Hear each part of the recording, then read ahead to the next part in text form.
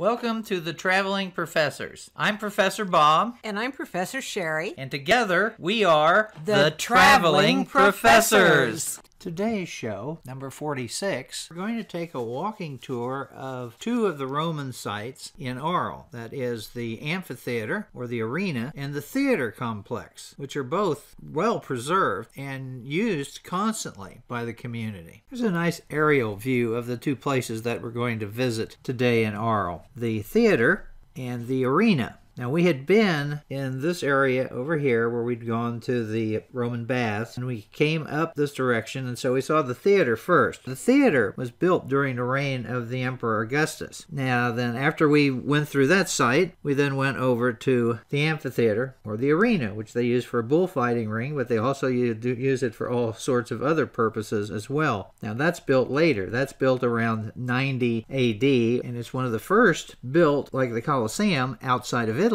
And of course, this will trigger the city of Nimes to feel like they've been slighted, and so they will have to produce their own amphitheater as well. The little building that you see here in front of us is where we would have gotten our tickets. We had an Arles pass, which allowed us to come and go in pretty much everything that there was. So we showed that, and then we walked onto the site. So here you can see a couple of people. They're looking at the theater. But we're going to go back into the area where the little trees are to the right, because there they have this nice video presentation. It takes about 9 minutes. After the video, we wandered around the area looking at the different pieces of the ornamentation that was on the theater, and then we turned around, and here's our view of where we're headed next, towards the actual theater. And the two columns that you see in front of us, those are two of the original columns that managed to survive all of these years. We had a little wind trouble with the sound on Sherry's introduction, but I'm going to play both hers and mine anyway.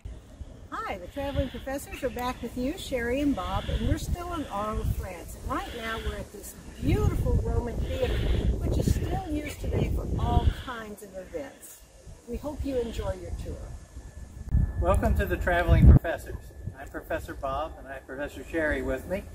And here we are in the Arles Theater, which is spectacular from Roman times. When you see some of the pictures that we're going to show you, you'll notice they have electrified lighting. That's a later addition. I always like doing a panoramic view of sites like this. So here we are starting from left to right. And as we pan around, get to the center, and then we move off to the other end until we end up at the final section of the stadium. Now, it's not as tall as it was in ancient times. I didn't really give you a good view of the lighting system that they have in the back of the arena. And that's because in the front of the arena, they will do all sorts of shows. This is used by the community for graduations. They have rock concerts and all sorts of events here. But here's an example of an evening event, which looks like a little rock concert. Here's the view of the theater from the top. I'm standing in the very, very top part of the theater, panning from left to right. You can see, not a very big crowd here, which is great when you come in late September, early October. Weather was great, and you can see the stage down below and where all the action would take place. Remember, it was a little taller than this in ancient times. Now, looking at the surviving bits of the theater in Arles, you see the two columns, and you see the stage. Now, in Greek in theaters, they really are mostly staged. There's not a lot of building and props in the background, but that's not what the Romans like. Here's an artist's rendition of what this stage would have looked like when it was completed. As you can see, you have a large stage, you have a large building back behind it that stores things. Then here's a model. Now, if you look at the model, you'll see that it has two levels, which are basically what is left of the original theater. See, the front stage is gone, and one whole section, probably about half of the seats, is missing. And that's because in the Middle Ages, the people of Arles used this as a quarry for stones for building fortifications and other buildings. Now, if you want to see a relatively complete stage, the most complete surviving stage from this Roman period is at the city of Orange, and here is a picture of it. And you see they have the stage part, and they also have recreated the awning over it so that the actors would remain, shall we say, covered from the sun or from the elements. Pretty spectacular.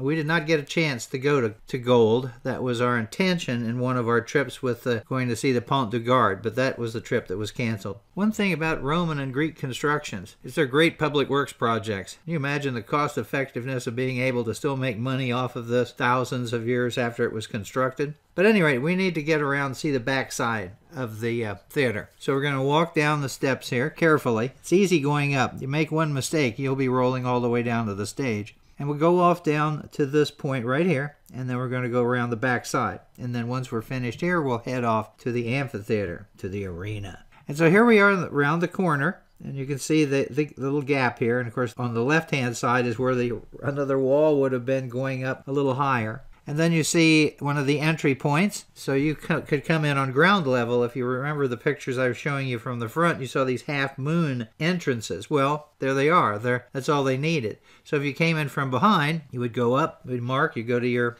seats, then move on. And then here we are continuing around, and you get a little glimpse of the arena that we're going to head to. And then here's the area where they have all of the electronics. Had to build a little special wall there to get that in because that wasn't there originally. And then you can see in this shot how you have part of the old wall up, and then you still have some wall in the back. They didn't quite pull all of that down for other purposes. And then after going all the way around, this is the view you have as you're heading across the front of the stage. And then once you get to the other side, there's the exit, and there's a nice little view of where we're headed next, which of course is the Arles Arena or amphitheater. Here we are marching towards the arena. Now we were there at the arena the day before, but it was cloudy with a chance of rain, so everything was kind of dark. So I just took a few pictures from this angle as we're going towards the entrance. And the big tower that you see there is one of the 4 towers that was built in the Middle Ages for protective purposes.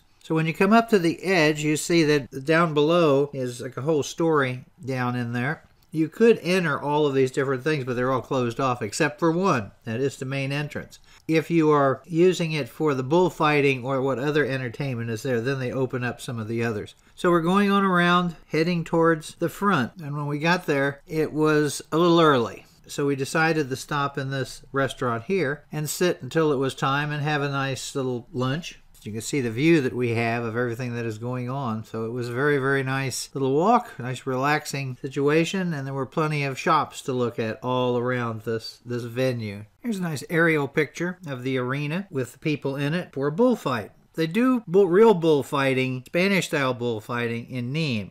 They may do it here at Arles, but I think Arles is more known for the other version where you put something between the horns of the bull here, and you're supposed to grab that off so the bull doesn't die, and hopefully none of the matadors die either. And you can see 3 of the 4 original towers. 2 of them are in pretty good condition, 1 isn't, and then 1's totally gone. Now the size of this, remember it was built in 90 AD, it's 136 meters in length, and it's 109 meters in width.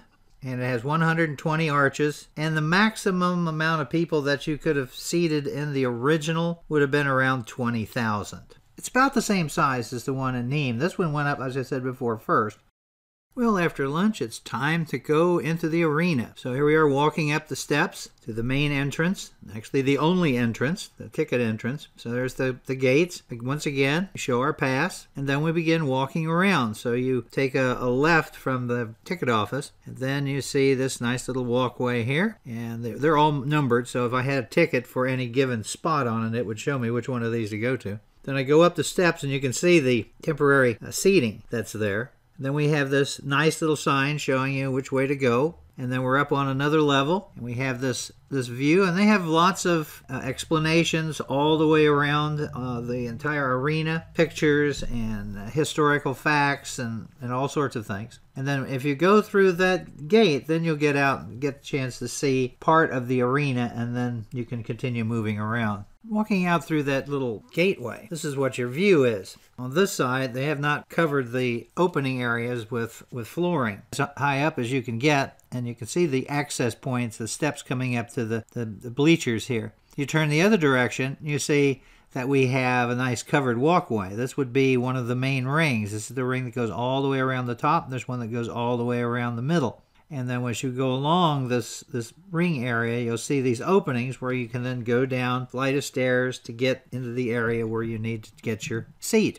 And then this continues, as you can see, all the way around. And one thing I will point out too, when you go to these arenas, this happened to me in Nimes. It didn't happen to me here in Arles. If you're saying, I'm going to walk around and then get out, there's only one way in and there's only one way out. And I almost had to walk all the way back around to get back to the starting point. So they tell you where to go, but sometimes the exit is not as easy to find, and it will almost always end up taking you through the gift shop area. So I walked out from the ring corridor, and this is what I saw. And you can see that each one of these looks like trenches is actually the flight of stairs that go down to the arena area. So going back up, going down this flight of stairs, and here's the view you get once you reach the right location. And you get into another ring, which would then walk all the way around, just like this. And they have it set up for the bullfighting. So they have this temporary fence in so that the people run out can jump over the fence without having to try and climb up over the stone wall from the Roman arena section. Here's a little video panning the whole stadium so you can kind of see the stadium floor and the upper regions and the towers.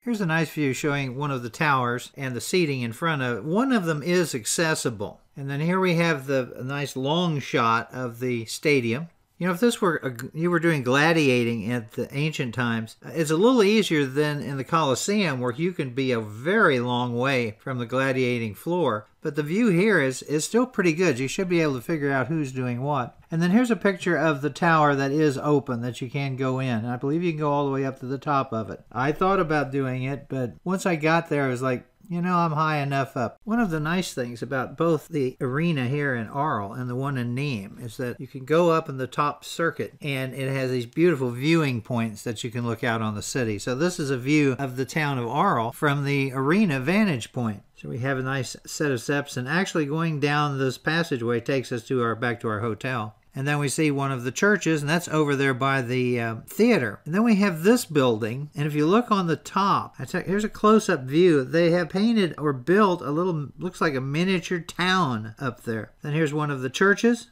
and then on the other side of the church is the access point where you can see the backside of the theater that we had been to previously. And here is a nice artist rendition of the facilities that we visited today. You see the theater, and you see the arena. And the arena would have had a covering over it as well, just like the Colosseum did. But what happened after Rome fell? This is an artist's rendition of the arena in Arles during the Middle Ages. With the fall of Rome, the arena became a fortress with 4 towers. There were more than 400 houses on the inside of it, and you can see along the outer edge here other houses, and they would use the entrances and build a building in front of it and build back into that area. In the center was a public square area. There were 2 churches. There was one in the center of the town square, and the other one was where the West Tower was located. Now, people lived in this arena until late 1700. In 1825, restoration was begun, and it was finished in 1830,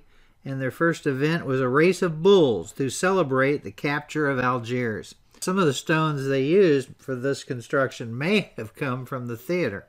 Sherry and I hope you enjoyed the tour. Please come by our YouTube channel at Bob Packett, and please subscribe and leave some comments. Thank you very much. I've been doing podcasting on history for over 15 years. I've got over 4,000 shows, and I've done CDs, which of course can be sent out as USBs. So if you would really like to get more on history for free, then come by my website, as you see here, historyaccordingtobob.com, and see what's there. So thank you very much again.